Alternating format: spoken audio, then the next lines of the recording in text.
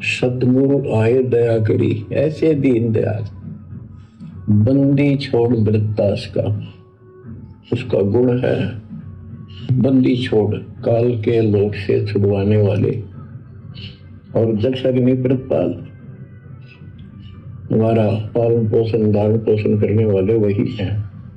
क्या कह रहे हैं गुरुदेव भगवान कि गरीबदास जी कहते हैं सतगुरु आए दया करी ऐसे दीन दयाल। सतगुरु आए दया करी। अब भाइयों और बहनों, सतगुरु कहाँ से आए? सतगुरु कहाँ से आते हैं? सतलोक से, सचखंड से। हम अपने गुरुदेव को क्या कहते हैं? सतगुरु। तो सतगुरु संसार में दो होते हैं या एक होते हैं? केवल एक ही होते हैं। सतगुरु यानी सच्चा ज्ञान देने वाला, और सच्चा ज्ञान देने वाला सारी सृष्टि में केवल कबीर भगवान है। वही कबीर भगवान सतगुरु की भूमिका करता है। तो कहते हैं सतगुरु आए दया करी। तो आज जो सतगुरु हमें प्राप्त हैं, सतगुरु रामपाल जी, तो सतगुरु कहां से आए हैं? गरीबदास जी के समय कहां से आए थे? सतलोक से, सचखंड से। तो सतगुरु आए दया करी। तो हमने गुरु को मानुष नहीं मानना है। गुरु कोई इस काल लोक का जीव नहीं है। गरीबदास जी और भी वाणियां कहते हैं, गुरु मानुष कर जानते वो नर कई अंध, और दुखी संसार में आगे काल के फंदे। जो अपने गुरु को मानुष मानेगा, मानुष यानी मनुष्य, अपने जैसा व्यक्ति, मां के गर्भ से जन्म लेकर आया हुआ प्राणी, कहते हैं वो काल के लोक में जाएगा, भगत होने के बावजूद, भक्ति करते करते भी। तो आज सतगुरु कहां से आए? जो सतगुरु आप और हमें प्राप्त हैं, जो सतगुरु सच्चा ज्ञान दे रहे हैं, सच्ची भक्ति दे रहे हैं, सतलोक की जानकारी दे रहे हैं, सतलोक से।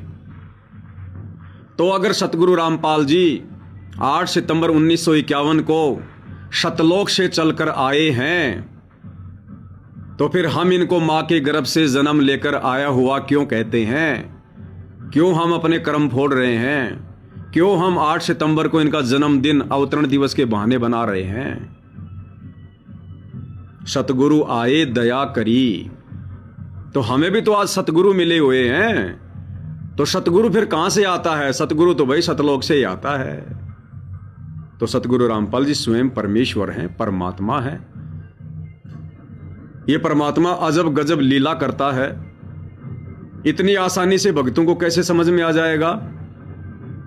भगत कभी भगवान को नहीं पहचान सकता।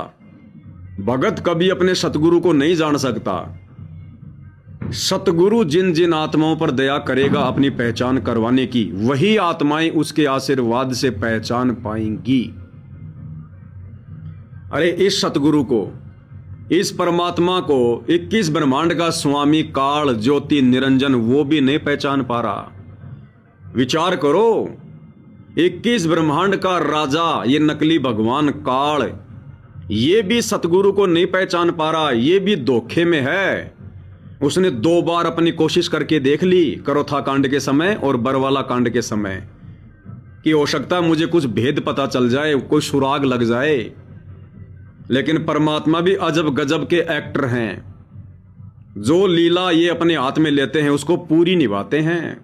तो काल भी धोखे में है। काल को ये तो विश्वास नहीं है कि भाई वो भगवान खुद ही आएगा।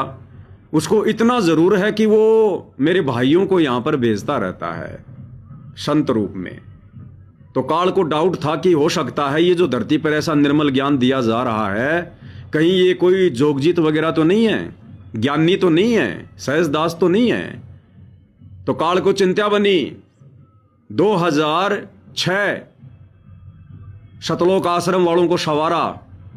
उसके बाद आर्य समाजियों को मौका मिला। डायरेक्ट आर्य समाजियों को बरवाला कांड करवाने के लिए मौका नहीं मिला था। सतलोक आश्रम कमेटी जो करोथा में थी, इन लोगों ने बेवकूफी की। सतगुरु रामपाल जी महाराष्ट्र के पूना में सत्संग करने गए हुए थे। उस दौरान सतलोक आश्रम कमेटी ने, करोथा वालों ने, सतगुरु रामपाल जी से बिना पूछे एक बहन से और कुछ एकड़ जमीन दान में ले ली। आगे चलकर उसी जमीन पर लफड़ा हुआ और आर्य समाज को काल प्रेरणा से मौका मिल गया। तो काल ने जो जड़ थी करोथा कांड की, वो भी सतलोक आश्रम करोथा के मैनेजमेंट को ही निमित्त बनाया। बाद में आर्य समाज को मौका मिला। अपने गुरु से पूछे बिना दान लेने का अधिकारी भगत नहीं है। आश्रम के लिए जमीन लेने का अधिकारी भगत नहीं है। जब आपका गुरु साक्षात है, धरती पर है, आप आसानी से उनसे बात कर सकते हैं, आप उनसे पत्राचार कर सकते हैं, आप उनसे लेटर भेज के मालूमात कर सकते हैं। उस समय तो मोबाइल चल गए थे। गुरुदेव के पास में कीपैड का मोबाइल था। 1995 में हिंदुस्तान में मोबाइल आ गया था। गुरुदेव गए 1999 के बाद सत्संग करने। उस समय तो गुरुदेव के पास में मोबाइल था। जिस भगत के यहां पूना में सत्संग करने गए थे उसके पास भी मोबाइल था। सतलोक आश्रम कमेटी के पास भी मोबाइल था। लेकिन इन लोगों ने अपने आप को शाना समझा कि हम गुरुजी को सरप्राइज देंगे। सरप्राइज, गुरुजी हमारी पीठ थपथपाएंगे कि वाह बेटो वाह, तुमने जमीन दान में ले ली। इनको यह नहीं पता था कि काल तुम्हारी पीठ थपथपा रहा है। और उसी जमीन के टुकड़े को लेकर आर्य समाज को मौका मिला, करोथा कांड हुआ। फिर 2014 बरवाला कांड। 2014 के बरवाला कांड में तो बिल्कुल क्लियर है, प्रत्यक्ष है। ना किसी आर्य समाजी का कोई हाथ है, ना कांग्रेस सरकार का कोई हाथ है, ना बीजेपी सरकार का कोई हाथ है, ना किसी धर्म गुरु का कोई हाथ है, ना किसी राजनेता का कोई हाथ है। बरवाला कांड में सीधी सीधी भूमिका राष्ट्रीय समाज सेवा समिति की है, सतलोक आश्रम मैनेजमेंट की है, संत रामपाल जी के बेवकूफ परिवार की है। तो काल ने सोचा कि ये अगर उस कबीर के द्वारा भेजा गया कोई संत है या मेरा भाई है, और अगर मैं इसके साथ में बदतमीजियां करवाऊंगा आत्माओं में प्रेरणा करके, अगर ये वो सतलोक वाला होगा तो ये जल के भस्म कर देगा, क्योंकि उसके पास तो शक्ति अपरंपार होगी। क्योंकि ये काललोक के जो साधु संत महात्मा होते हैं, भाई और बहनों, हम देखते हैं, इनके किस्से पढ़ते हैं। दुर्वासा, किसी ने जरा सा कुछ बोल दिया, श्राप दे दिया, भस्म कर दिया, नष्ट कर दिया। विश्वामित्र जैसे, और आपके ये चुनक ऋषि जैसे। तो उस आधार से काल ने सोचा कि जो सतलोक से आएगा उसके पास तो असीम शक्ति होगी और वो तो जला के भस्म कर देगा और मुझे पता चल जाएगा। लेकिन ये परमात्मा अंतर्यामी जो भूमिका अपने हाथ में लेता उसको पूरी निभाता है। गुरुदेव कहते हैं परमात्मा ने द्रौपदी के साथ अंधे की भूमिका की तो अंधे वाली की।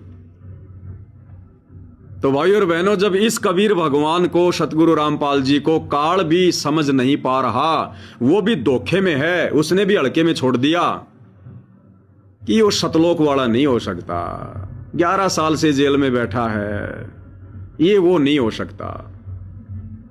तो जब काल नहीं पहचान पा रहा तो आप और हमारे जैसे 2 कोटि के जीवों की क्या औकात जो हम सतगुरु रामपाल जी को पहचान जाएंगे कि ये परमात्मा, ये कबीर भगवान है।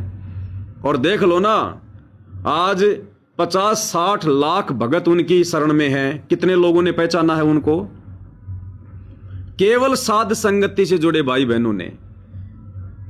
अगर ज्ञान से पहचान हो जाए तो ज्ञान तो गुरुदेव ने सबको दिया है, सत्संग सब सुन रहे हैं, लेकिन यह पहचान मात्र ज्ञान से नहीं होती।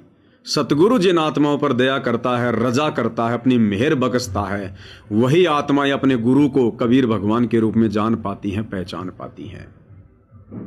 तो भाई और बहनों, सतगुरु आए दया करी ऐसे दीन दयाल। तो ये वो सतगुरु है जो सतलोक से चलकर वर्तमान में कलयुग की पिछली पीढ़ी में 8 सितंबर 1951 को आप और हमारे पूज्य गुरुदेव के रूप में, सतगुरु के रूप में प्रकट हैं, और जिन्होंने हमें ये शास्त्र अनुकूल मोक्षदायिनी शत भक्ति प्रदान कर दी है। तो अब हमने भाई और बहनों धोखा नहीं खाना है, हमने निरंतर आगे की ओर ही भक्ति मार्ग पर बढ़ना है।